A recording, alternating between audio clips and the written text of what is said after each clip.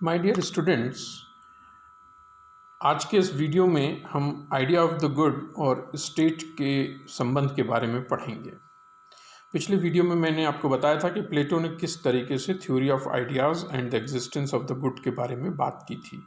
और प्लेटो ने कहा था कि the idea of the good जो है वो आइडिया ऑफ ऑल आइडियाज़ हैं, प्रोटोटाइप ऑफ ऑल आर्किटाइप्स हैं।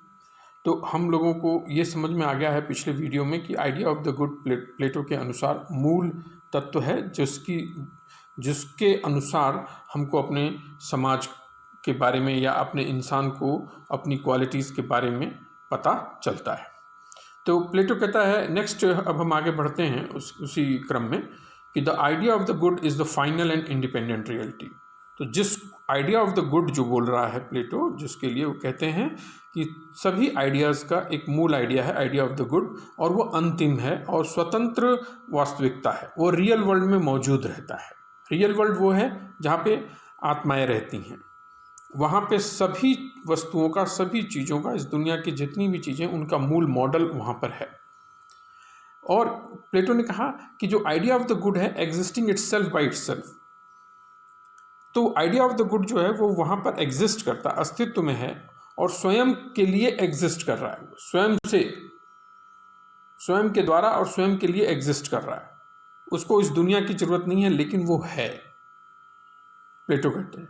और this idea is the source of all goodness, और वो उस आइडिया जो है उसी की वजह से इस दुनिया में तमाम प्रकार की जो अच्छाई, सद्गुण दिखाई दे रहे हैं आपको, उन सब का स्रोत वही आइडिया ऑफ गुड है। फिर प्लेटो ने कहा, it is that by virtue of participation in which man are good. इसका अर्थ ये हुआ कि हम जितना ज़्यादा आइडिया ऑफ गुड में हमारा व्यक्ति, मानव जो है, सहभागिता देगा, शिरकत करेगा, उतना ही अच्छा होगा।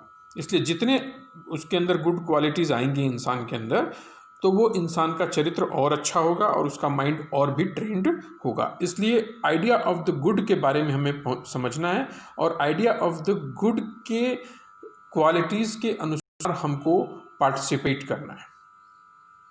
सेकेंड चीज, be form opinions about things that are constantly changing.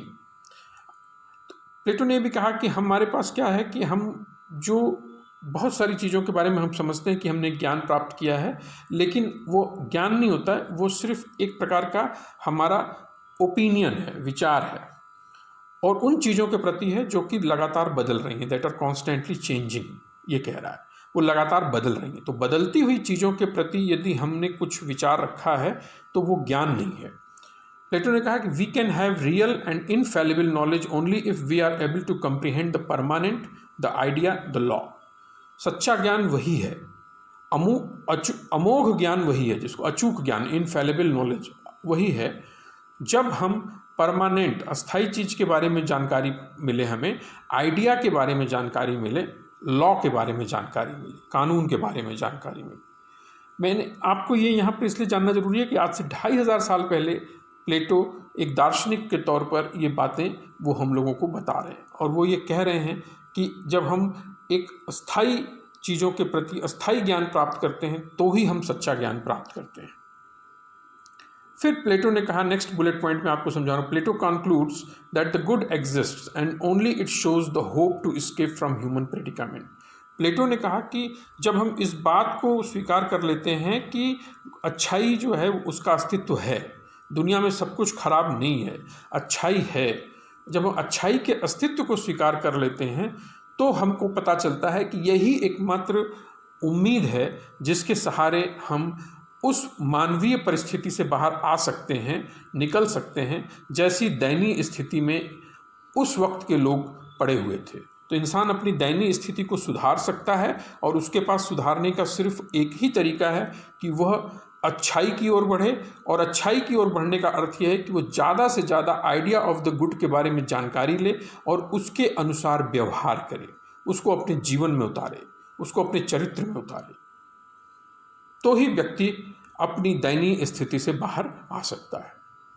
Next bullet point ये कहता है कि the idea of the good holds truth and knowledge for people, and only in following after good the people can get rid of their many afflictions.